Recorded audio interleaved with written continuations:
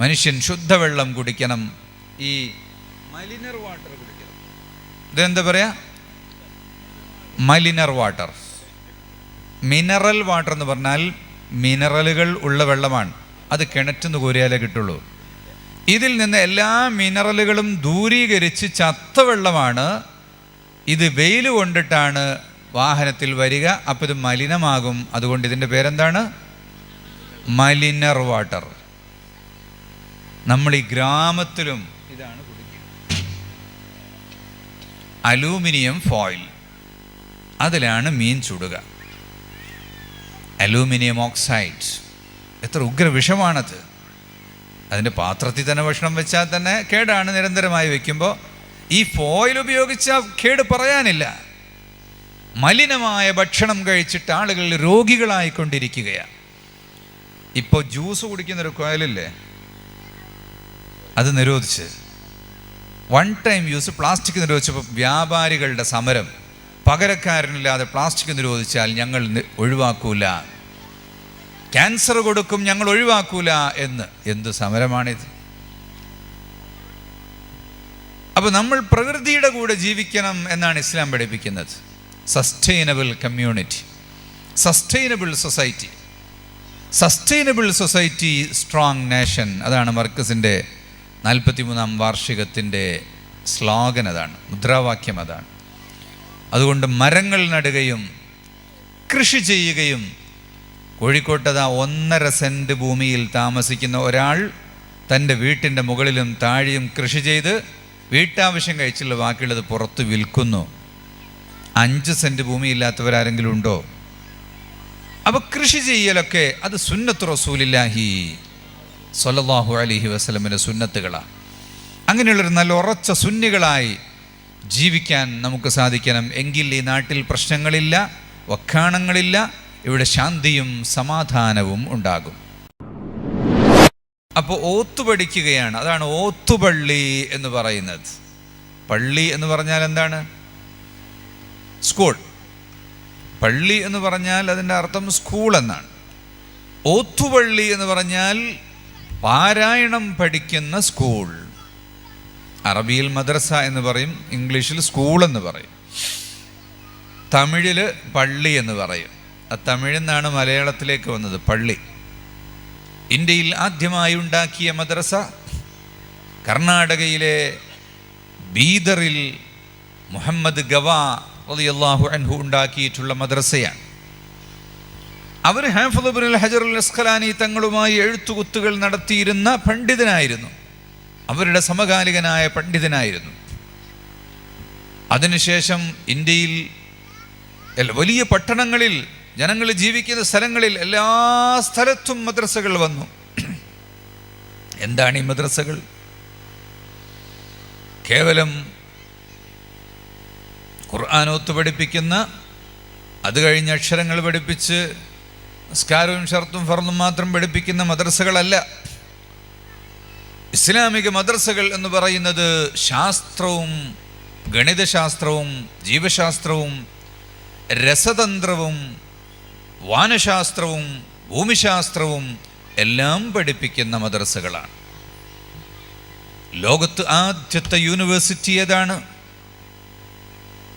മൊറോക്കോയിലെ ഫാസ് നഗരത്തിൽ ഉള്ള അൽ ഖറവിയീൻ യൂണിവേഴ്സിറ്റിയാണ്. ജാമിഅത്തുൽ ഖറവിയീൻ. ഫാസ് എന്ന് പറഞ്ഞാൽ മദീനത്തുൽ ഔലിയ എന്നാണ് പറയുക. മൗലായ ഇദ്രീസ് റളിയല്ലാഹു അൻഹു ഉണ്ടാക്കിയ പട്ടണമാണത്. ജാപ്പാൻ കുടിവെള്ള പദ്ധതിയുണ്ട്. എന്താണ് ജാപ്പാൻ കുടിവെള്ള പദ്ധതി എന്ന് പറയുന്നത്? ജാപ്പാൻ ടെക്നോളജിയാണത്. Japan technology. ഷിബു ബേബി ജോൺ അല്ലേ, എൻ്റെ മന്ത്രിയായിരുന്ന ആള്, ബേബി ജോണിൻ്റെ മകൻ, അദ്ദേഹം മർക്കസി വന്ന ഉസ്താദ് ചോദിച്ചു, എന്ത് പദ്ധതി ഉണ്ടാകുമ്പോഴും അതിനെക്കുറിച്ചൊരു വിവാദം ഉണ്ടാവുമല്ലോ, ഈ ജാപ്പാൻ പദ്ധതിനെ കുറിച്ച് യാതൊരു വിവാദവും ഇല്ലല്ലോ എന്ന്. അയാൾ പറഞ്ഞത് 2 ഗവൺമെൻറ് കാലത്തും മാറി മാറിയിട്ട് ആ പദ്ധതി ഓടുന്നുണ്ട്, അപ്പോൾ പിന്നെ അത് വിവാദമാകേണ്ട ആവശ്യമില്ല. എല്ലാവർക്കും കിട്ടുന്നുണ്ടെങ്കിൽ പിന്നെ അതിനെക്കുറിച്ച് തർക്കം ഉണ്ടാവൂലല്ലോ. ഈ ജാപ്പാൻ വെള്ളം എല്ലാ ആളുകൾക്കും കൊടുക്കും. എന്താണ് ജാപ്പാൻ പദ്ധതി എന്ന് പറഞ്ഞാൽ? ഗ്രാവിറ്റേഷൻ തിയറി മുഖേന വെള്ളം എത്തിച്ചു കൊടുക്കുന്നതാണ്. കരണ്ടില്ലാതെ മലമുകളിൽ വെള്ളം സംഭരിച്ച് അവിടുന്ന് ഭൂഗുരുത്വാകർഷണ ബലം വഴി വെള്ളം കൊണ്ടുവന്ന് അങ്ങനെ ഓരോ വീട്ടിലേക്കും എത്തിക്കുന്ന രീതിയാണ് ജാപ്പാൻ ടെക്നോളജി. നമ്മുടെ നാട്ടിൽ വന്നിട്ട് ഇപ്പോൾ 15 വർഷമായിട്ടേ ഉള്ളൂ. 1200 വർഷങ്ങൾക്ക് മുമ്പ് മൊറോക്കോയിലെ ഫാസ് പട്ടണത്തിൽ ഈ തിയറി നടപ്പിലാക്കിയിട്ടുണ്ട് മൗലായി ഇദ്രീസ്.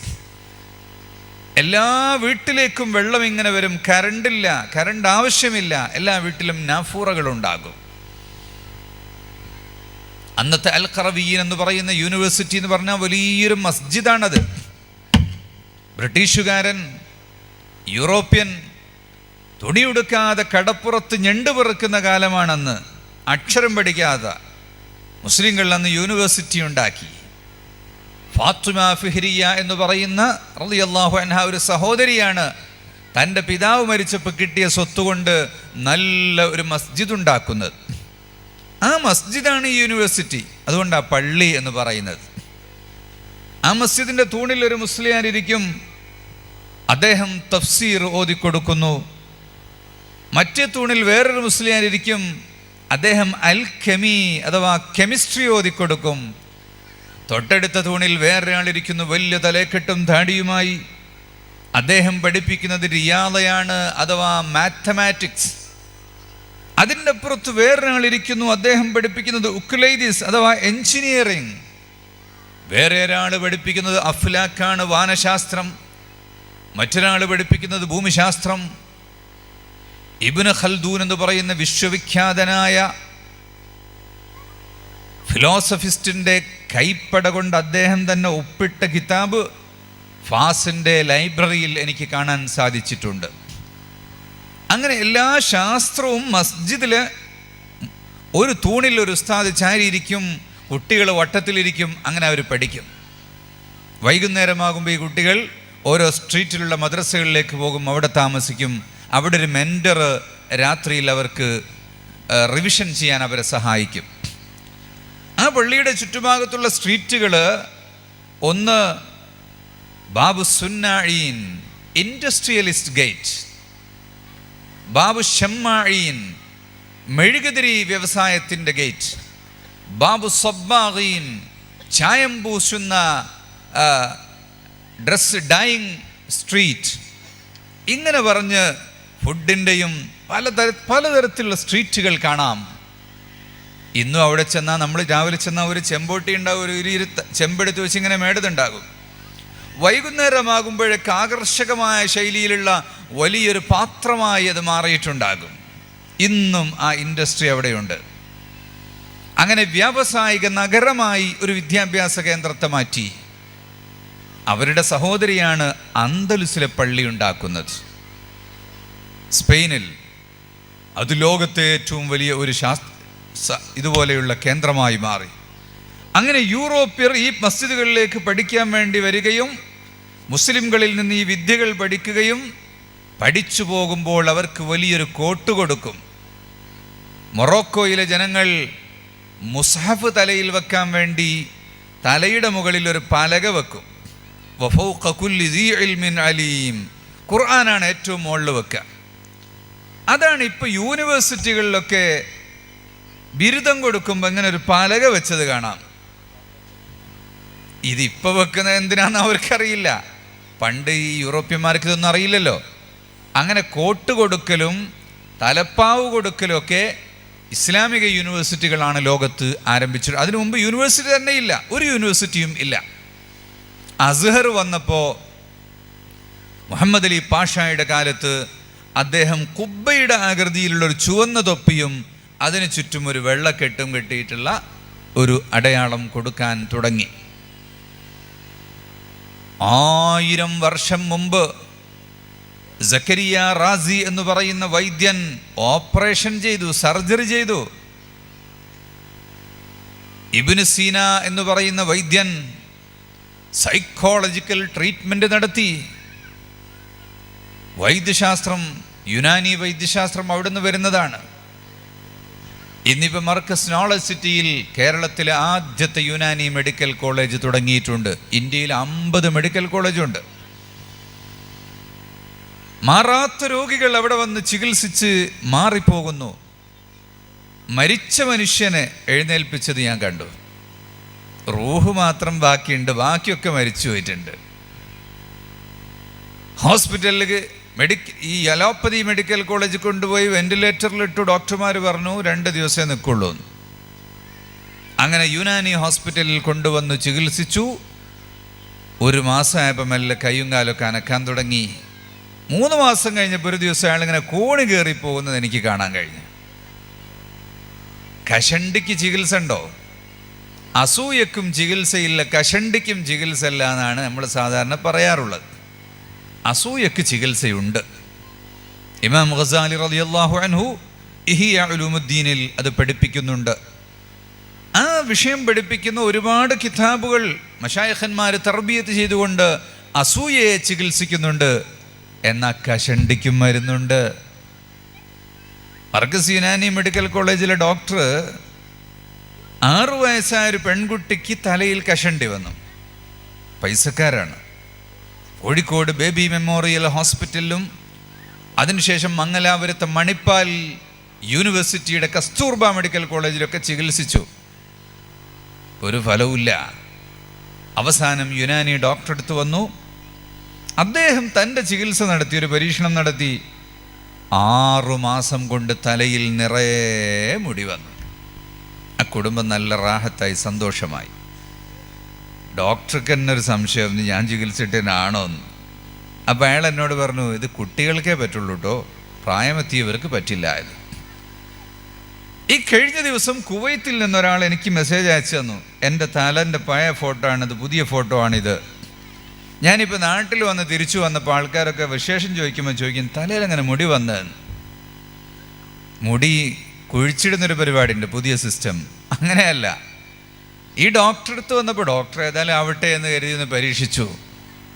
കഷണ്ടിക്കാരന് 15 ദിവസം കൊണ്ട് മുടിയിൽ ചേഞ്ച് വന്നു, രോമം മുളച്ചു തുടങ്ങി. 2 പഴയ ഫോട്ടോയും പുതിയ ഫോട്ടോ ഉണ്ട്, നോക്കിയാൽ അറിയാം. അങ്ങനെ അത്ഭുതകരമായ ചികിത്സകൾ അക്കാലഘട്ടത്തിലെ വൈദ്യന്മാർ പഠിപ്പിച്ചു. ഒരു വലിയ പൈസക്കാരൻ്റെ മകന് ഭയങ്കര പൊണ്ണത്തടിയാ. ആലപ്പുഴക്കാരനൊരാളുണ്ടായിരുന്നു മുമ്പ്, ഭയങ്കര പൊണ്ണത്തടിയുള്ള, ബോംബെയിൽ. അപ്പോൾ ഈ വലിയ പൊണ്ണത്തടിയുള്ള ആളെ ചികിത്സിക്കാൻ വേണ്ടി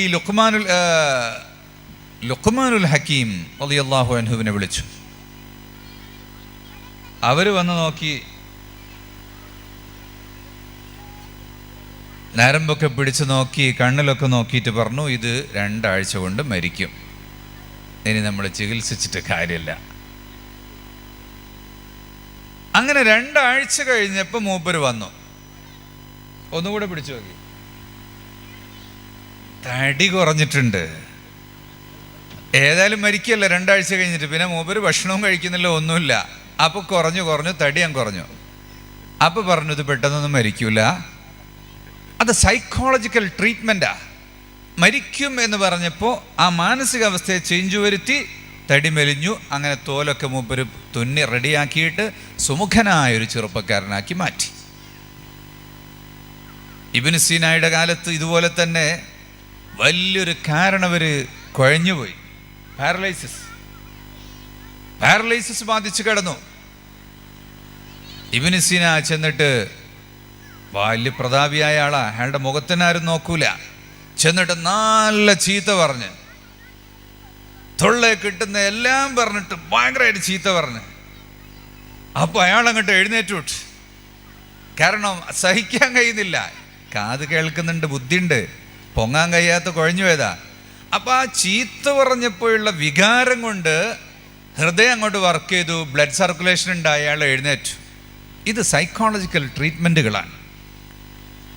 അങ്ങനെയുള്ള ചികിത്സകൾ മരുന്ന് കൊടുത്ത് കുടിപ്പിച്ച് വയറ് നിറച്ചിട്ടല്ല, പലതരത്തിലുള്ള തർത്തീബുകളിലൂടെയാണ് ഈ ചികിത്സകളെല്ലാം നടത്തുന്നത്. ഞാൻ ആ വിഷയം പറഞ്ഞപ്പോൾ അത് തന്നെ ഒരു സബ്ജക്റ്റായി പോകും, ഞാൻ അങ്ങോട്ട് പോവുകയല്ല. മുസ്ലിം ആരാധനാലയങ്ങൾക്ക്, മസ്ജിദുകൾക്ക് മലയാളികൾ പള്ളി എന്ന് പറയാറുണ്ട്. അതിൻ്റെ കാരണം എന്താ?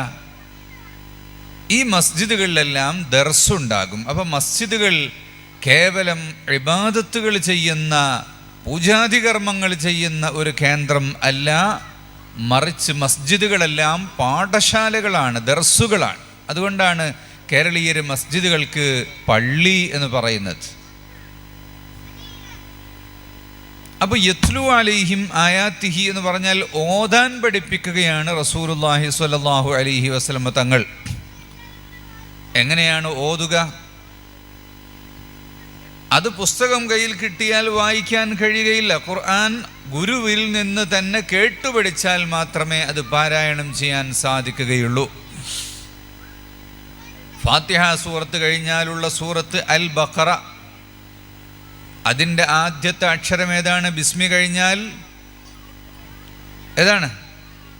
അലിഫ് ലാം മീം. സൂറത്തുൽ ഫീൽ, അതിൻ്റെ ആദ്യത്തെ അക്ഷരം ഏതാണ്? അലിഫ് ലാം മീം.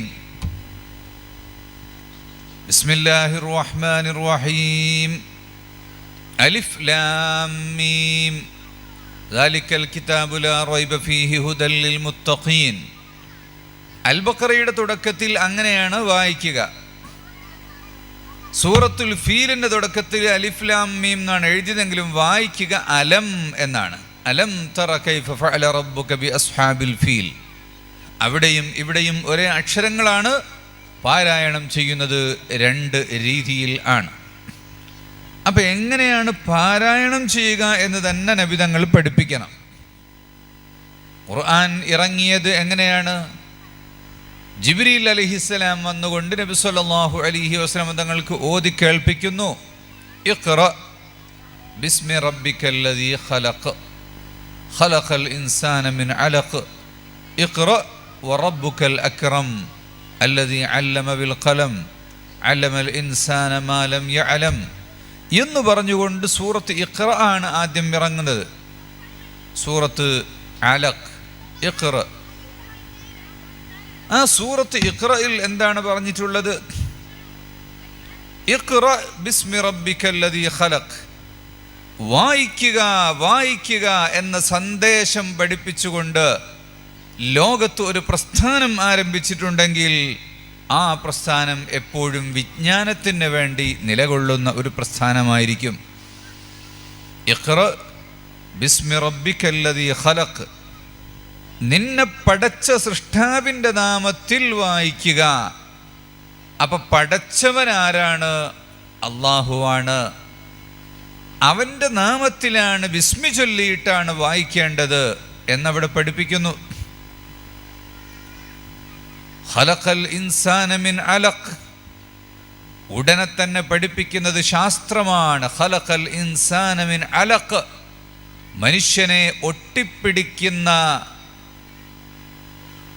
അലഖിൽ നിന്ന് സൃഷ്ടിച്ചു. അലഖ് എന്ന് പറഞ്ഞാൽ അട്ട. അട്ടയെപ്പോലെ ഒട്ടിപ്പിടിക്കുന്ന ഗർഭാശയത്തിൻ്റെ ഭിത്തിയിൽ പതിഞ്ഞു നിൽക്കുന്ന പിണ്ഡം, രക്തപിണ്ഡം.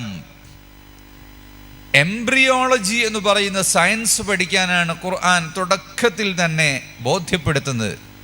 ഗർഭാശയത്തിലെ ഭ്രൂണത്തിൻ്റെ വളർച്ചയെക്കുറിച്ചുള്ള ശാസ്ത്രം. ഖലഖൽ ഇൻസാന മിൻ അലഖ് ഇഖ്റ ബിസ്മി റബ്ബിക്കല്ലദീ ഖലഖ് ഖലഖൽ ഇൻസാന മിൻ അലഖ് ഇഖ്റ വറബ്ബുക്കൽ അക്രം അല്ലദീ അല്ലമ ബിൽ ഖലം. രണ്ടാമത് പഠിപ്പിക്കുന്നത് പേന കൊണ്ട് എഴുതാൻ പഠിപ്പിച്ച അള്ളാഹു. പേന എന്ന് പറഞ്ഞാൽ നമ്മൾ മനസ്സിലാക്കുന്നത് ഇന്ന് സ്വിച്ച് ഇട്ടാൽ പുറത്തു വരുന്നൊരു സാധനം എന്നിട്ട് എഴുതും, അതിനെ പറ്റിയാണ് നമ്മൾ പേന എന്ന് പറയുക. ബോൾ പേൻ, ബോൾ കൊണ്ട് എഴുതുന്നത്. അതിന് മുമ്പുണ്ടായിരുന്നത് ഫൗണ്ടൻ പേനയാണ്, മഷി നിറച്ചിട്ട് എഴുതുന്നതാണ്. ഞങ്ങളുടെയൊക്കെ ചെറുപ്പകാലത്തുണ്ടായിരുന്നത്, ഇപ്പോഴും അതുണ്ട്. എന്നാൽ അതിനു മുമ്പുള്ള ആളുകൾ കലം എന്ന് പറയുമ്പോൾ മനസ്സിലാക്കുന്നത് അങ്ങനെ മഷി നിറച്ച ഒരു സാധനമല്ല, ഒരു കുപ്പിയിൽ മഷിയാക്കി വെച്ച് അത് കുത്തി എഴുതുന്നതാണ്. ഇന്നത്തെ കുട്ടികൾ എഴുത്ത് എന്ന് പറയുമ്പോൾ മനസ്സിലാക്കുന്നത് ഈ കോലും കുന്തവും ഒന്നുമല്ല, അത് ടൈപ്പ് മെഷീനാണ്, കീബോർഡുകളാണ്. മൊബൈൽ ഫോണിലായാലും കമ്പ്യൂട്ടറിലായാലുള്ള കീബോർഡുകളാണ്. അങ്ങനെ എഴുതുന്ന എന്തെല്ലാം യന്ത്രങ്ങൾ ഇനി വരാനുണ്ടോ അതെല്ലാം അതിൽ ഉൾപ്പെട്ട് കഴിഞ്ഞു. അല്ലമൽ ഇൻസാന മാ ലം യഅലം. അല്ലാഹു തആല പറഞ്ഞു, മനുഷ്യനെ അവൻ അറിവില്ലാത്ത കാര്യങ്ങൾ പഠിപ്പിച്ചു. അറിയാത്ത കാര്യങ്ങളെ കണ്ടെത്തുന്നതിന് എന്താണ് പറയുക? ഇൻവെൻഷൻ അല്ലെങ്കിൽ ഡിസ്കവറി എന്ന് പറയും. ഡിസ്കവറി എന്ന് പറഞ്ഞാൽ ഉള്ള ഒരു സാധനത്തെ അറിയില്ല, അതിനെ കണ്ടെത്തി. Columbus discovered America. അമേരിക്ക ആദ്യമേ ഉണ്ടവിടെ, പക്ഷെ അത് കണ്ടുപിടിക്കപ്പെട്ടിട്ടില്ല. അപ്പം അത് കണ്ടുപിടിച്ചു, അതാണ് discovered America. Marconi invented radio. Marconi radio കണ്ടുപിടിച്ചു എന്ന് പറഞ്ഞാൽ റേഡിയോ മുമ്പ് ഇല്ല. അപ്പോൾ ശബ്ദ തരംഗങ്ങളെ സ്വീകരിക്കുന്ന റേഡിയോ ഒരു സിസ്റ്റത്തെ മാർക്കോണി കണ്ടുപിടിച്ചു. Abbas Firnas invented aeroplane. തുണീഷ്യക്കാരനായ ഇമാം അബ്ബാസ് ബിൻ ഫർനാസ് വിമാനം കണ്ടുപിടിച്ചു. ഉസ്ബെക്കിസ്ഥാൻകാരനായ ഉലുഗ് ബേഗ് ആസ്ട്രോണമി സയൻസ് കണ്ടുപിടിച്ചു. ഇറാൻകാരനായ ഇമാം ഗസാലി ഇക്കണോമിക്സ് ഉണ്ടാക്കി. യൂനാൻകാരനായ സക്കരിയ റാസി ലോകത്ത് ആദ്യമായി സർജറി നടത്തി ഓപ്പറേഷൻ ചെയ്ത് ചികിത്സിക്കുന്നത് കണ്ടുപിടിച്ചു. ഇങ്ങനെ പഴയത് ഉള്ളതിനെ കണ്ടെത്തുകയും പുതിയ വിഷയങ്ങൾ കണ്ടെത്തുകയും ചെയ്യുക. അല്ലമൽ ഇൻസാന മാ ലം യഅലം എന്ന് പറഞ്ഞാൽ അത് അറിയാത്തതിനെ കണ്ടെത്തുക. അല്ലാഹു തആല അറിയാത്ത കാര്യങ്ങളെ മനുഷ്യന് പഠിപ്പിച്ചു കൊടുത്തു. സയൻസ്. ബ്രെയിനിനെ കുറിച്ച് പറയുന്നു അതേ സൂറത്തിൽ തന്നെ. ഞാനിപ്പോൾ അതൊന്നും വിശദീകരിക്കാൻ ഉദ്ദേശിക്കുന്നില്ല. അങ്ങനെ മനുഷ്യ ജീവിതത്തിൽ ആവശ്യമുള്ള, ജീവിക്കാൻ ആവശ്യമായ മുഴുവൻ കാര്യങ്ങളെയും ഉപ്പ് തൊട്ട് കർപ്പൂരം വരെ,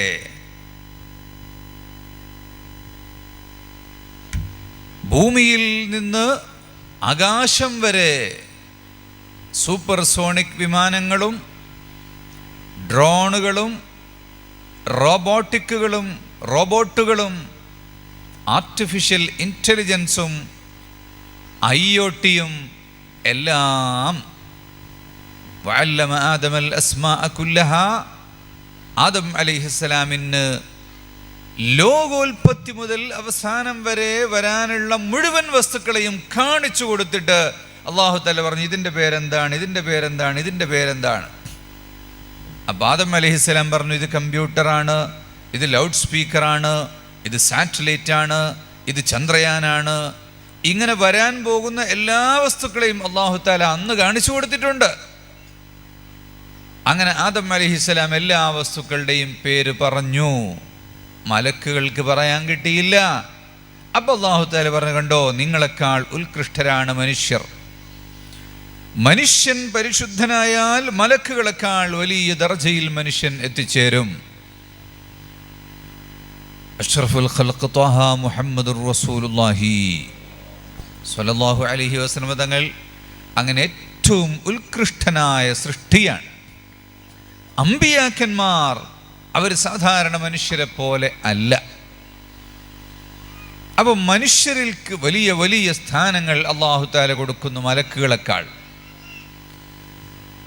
അതെല്ലാം അറിയാനും പഠിക്കാനും അവസാന ദൂതരായ മുത്തുനബി സ്വല്ലല്ലാഹു അലൈഹി വസല്ലം തങ്ങൾക്ക് അല്ലാഹു തആല ഇറക്കി കൊടുത്ത ഗ്രന്ഥമാണ് ഖുർആൻ. ഖുർആൻ ഓതാൻ പഠിക്കണമെങ്കിൽ തന്നെ നല്ല ഗുരുനാഥൻ വേണം. ആദ്യം കേടായി പഠിച്ചു പോയാൽ പിന്നെ അത് നന്നാക്കാൻ വലിയ പണിയാണ്.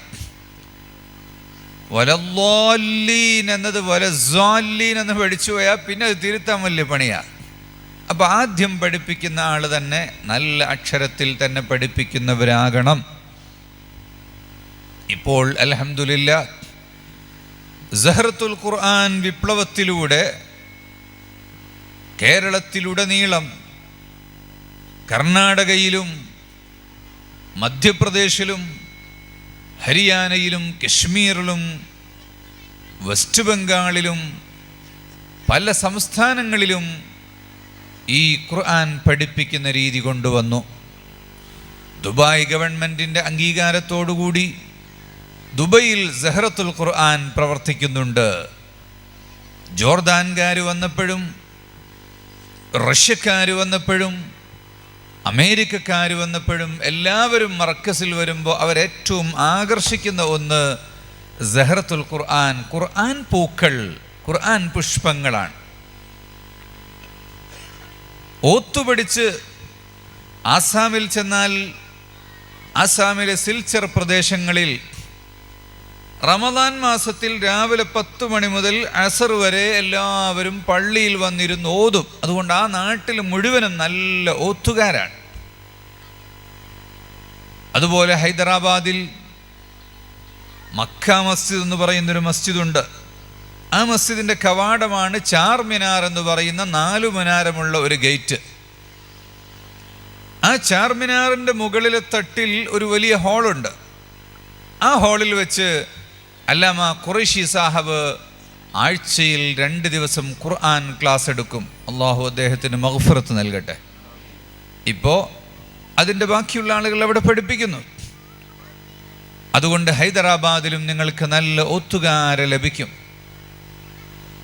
മദ്രാസ് എന്ന് പറയുന്ന പേര് തന്നെ മദാരിസ് എന്ന പദത്തിൽ നിന്നാണ് ഉണ്ടായത്.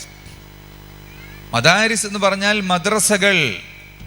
ഒരുപാട് മദ്രസകൾ ഉള്ളത് കൊണ്ടാണ് ആ നാടിന് മദാരിസ് മദാരിസ് എന്ന് പറഞ്ഞിട്ട് മദുരാശി മദ്രാസ് എന്ന് ആയി മാറിയത്. ഇപ്പം ചെന്നായി എന്നാ പറയാ. മദാരിസ്. ഹുമയൂൺ ടോംബ് എന്ന് പറഞ്ഞിട്ട് ഡൽഹിയിൽ ചെന്നാൽ ഒരു കെട്ടിടം കാണാം. അതൊരു മദ്രസയാണ്. അവിടെ നിന്ന് ഇങ്ങോട്ട് വരുമ്പോൾ എയർപോർട്ടിൽ നിന്ന് നസാമുദ്ദീനിലേക്ക് വരുമ്പോൾ ബസ്സുകാർ പറയും മദ്രസ മദ്രസ മദ്രസ എന്ന്. അത് സഫ്ദർജംഗ് മദ്രസ എന്ന് പറഞ്ഞിട്ട് ലോധി റോഡിൻ്റെ ഭാഗത്തുള്ള ഒരു കെട്ടിടമാണ്. ഒരു വലിയ കോംപ്ലക്സ് ആണത്. അതൊക്കെ മദ്രസകളാണ്. ഭൂമിയിൽ നിന്ന് ആകാശം വരെ സൂപ്പർ സോണിക് വിമാനങ്ങളും ഡ്രോണുകളും റോബോട്ടുകളും ആർട്ടിഫിഷ്യൽ ഇൻ്റലിജൻസും IoTയും എല്ലാം വഅല്ലമ ആദമൽ അസ്മാഅ കുല്ലഹാ. ആദം അലൈഹിസ്സലാമിന് ലോകോൽപത്തി മുതൽ അവസാനം വരെ വരാനുള്ള മുഴുവൻ വസ്തുക്കളെയും കാണിച്ചു കൊടുത്തിട്ട് അല്ലാഹു തആല പറഞ്ഞു ഇതിൻ്റെ പേരെന്താണ്, ഇതിൻ്റെ പേരെന്താണ്, ഇതിൻ്റെ പേരെന്താണ്.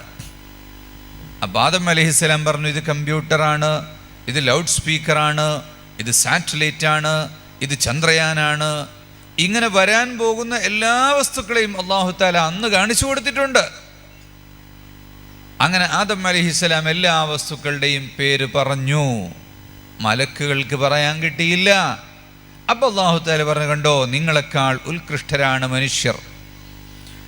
മനുഷ്യൻ പരിശുദ്ധനായാൽ മലക്കുകളെക്കാൾ വലിയ ദർജയിൽ മനുഷ്യൻ എത്തിച്ചേരും. അഷ്റഫുൽ ഖൽഖ് ത്വാഹ മുഹമ്മദുർ റസൂലുള്ളാഹി സ്വല്ലല്ലാഹു അലൈഹി വസല്ലം തങ്ങൾ അങ്ങനെ ഏറ്റവും ഉത്കൃഷ്ടനായ സൃഷ്ടിയാണ്. അമ്പിയാക്കന്മാർ അവർ സാധാരണ മനുഷ്യരെ പോലെ അല്ല. അപ്പോൾ മനുഷ്യരിൽക്ക് വലിയ വലിയ സ്ഥാനങ്ങൾ അല്ലാഹു തആല കൊടുക്കുന്നു മലക്കുകളെക്കാൾ. അതെല്ലാം അറിയാനും പഠിക്കാനും അവസാന ദൂതരായ മുത്തുനബി സ്വല്ലല്ലാഹു അലൈഹി വസല്ലം തങ്ങൾക്ക് അല്ലാഹു തആല ഇറക്കി കൊടുത്ത ഗ്രന്ഥമാണ് ഖുർആൻ. ഖുർആൻ ഓതാൻ പഠിക്കണമെങ്കിൽ തന്നെ നല്ല ഗുരുനാഥൻ വേണം. ആദ്യം കേടായി പഠിച്ചു പോയാൽ പിന്നെ അത് നന്നാക്കാൻ വലിയ പണിയാണ്. വലദ്ദാല്ലീൻ എന്നത് വലസ്സാല്ലീൻ എന്ന് പഠിച്ചു പോയാൽ പിന്നെ അത് തിരുത്താൻ വലിയ പണിയാണ്. അപ്പോൾ ആദ്യം പഠിപ്പിക്കുന്ന ആൾ തന്നെ നല്ല അക്ഷരത്തിൽ തന്നെ പഠിപ്പിക്കുന്നവരാകണം. ഇപ്പോൾ അൽഹംദുലില്ലാഹ് സഹ്റത്തുൽ ഖുർആൻ വിപ്ലവത്തിലൂടെ കേരളത്തിലുടനീളം കർണാടകയിലും മധ്യപ്രദേശിലും ഹരിയാനയിലും കശ്മീരിലും വെസ്റ്റ് ബംഗാളിലും പല സംസ്ഥാനങ്ങളിലും ഈ ഖുർആൻ പഠിപ്പിക്കുന്ന രീതി കൊണ്ടുവന്നു. ദുബായ് ഗവൺമെൻറ്റിൻ്റെ അംഗീകാരത്തോടുകൂടി ദുബൈയിൽ സഹറത്തുൽ ഖുർആൻ പ്രവർത്തിക്കുന്നുണ്ട്. ജോർദാൻകാർ വന്നപ്പോഴും റഷ്യക്കാർ വന്നപ്പോഴും അമേരിക്കക്കാർ വന്നപ്പോഴും എല്ലാവരും മർക്കസിൽ വരുമ്പോൾ അവരേറ്റവും ആകർഷിക്കുന്ന ഒന്ന് സഹറത്തുൽ ഖുർആൻ, ഖുർആൻ പൂക്കൾ, ഖുർആൻ പുഷ്പങ്ങളാണ്. ഓത്തുപടിച്ച് ആസാമിൽ ചെന്നാൽ ആസാമിലെ സിൽച്ചർ പ്രദേശങ്ങളിൽ റമദാൻ മാസത്തിൽ രാവിലെ 10 മണി മുതൽ അസർ വരെ എല്ലാവരും പള്ളിയിൽ വന്നിരുന്ന് ഓതും. അതുകൊണ്ട് ആ നാട്ടിൽ മുഴുവനും നല്ല ഓത്തുകാരാണ്. അതുപോലെ ഹൈദരാബാദിൽ മക്ക മസ്ജിദ് എന്ന് പറയുന്നൊരു മസ്ജിദുണ്ട്. ആ മസ്ജിദിൻ്റെ കവാടമാണ് ചാർമിനാർ എന്ന് പറയുന്ന 4 മിനാരമുള്ള ഒരു ഗേറ്റ്. ആ ചാർമിനാറിൻ്റെ മുകളിലെ തട്ടിൽ ഒരു വലിയ ഹാളുണ്ട്. ആ ഹാളിൽ വെച്ച് അല്ലാമ ഖുറൈശി സാഹബ് ആഴ്ചയിൽ 2 ദിവസം ഖുർആൻ ക്ലാസ് എടുക്കും. അള്ളാഹു അദ്ദേഹത്തിന് മഗ്ഫിറത്ത് നൽകട്ടെ. ഇപ്പോൾ അതിൻ്റെ ബാക്കിയുള്ള ആളുകൾ അവിടെ പഠിപ്പിക്കുന്നു. അതുകൊണ്ട് ഹൈദരാബാദിലും നിങ്ങൾക്ക് നല്ല ഒത്തുകാരെ ലഭിക്കും. മദ്രാസ് എന്ന് പറയുന്ന പേര് തന്നെ മദാരിസ് എന്ന പദത്തിൽ നിന്നാണ് ഉണ്ടായത്. മദാരിസ് എന്ന് പറഞ്ഞാൽ മദ്രസകൾ, ഒരുപാട് മദ്രസകൾ ഉള്ളത് കൊണ്ടാണ് ആ നാടിന് മദാരിസ് മദാരിസ് എന്ന് പറഞ്ഞിട്ട് മദുരാശി മദ്രാസ് എന്ന് ആയി മാറിയത്. ഇപ്പം ചെന്നായി എന്നാ പറയാ. മദാരിസ്. ഹുമയൂൺ ടോംബ് എന്ന് പറഞ്ഞിട്ട് ഡൽഹിയിൽ ചെന്നാൽ ഒരു കെട്ടിടം കാണാം. അതൊരു മദ്രസയാണ്. അവിടെ നിന്ന് ഇങ്ങോട്ട് വരുമ്പോൾ എയർപോർട്ടിൽ നിന്ന് നസാമുദ്ദീനിലേക്ക് വരുമ്പോൾ ബസ്സുകാർ പറയും മദ്രസ മദ്രസ മദ്രസ എന്ന്. അത് സഫ്ദർജംഗ് മദ്രസ എന്ന് പറഞ്ഞിട്ട് ലോധി റോഡിൻ്റെ ഭാഗത്തുള്ള ഒരു കെട്ടിടമാണ്. ഒരു വലിയ കോംപ്ലക്സ് ആണത്. അതൊക്കെ മദ്രസകളാണ്.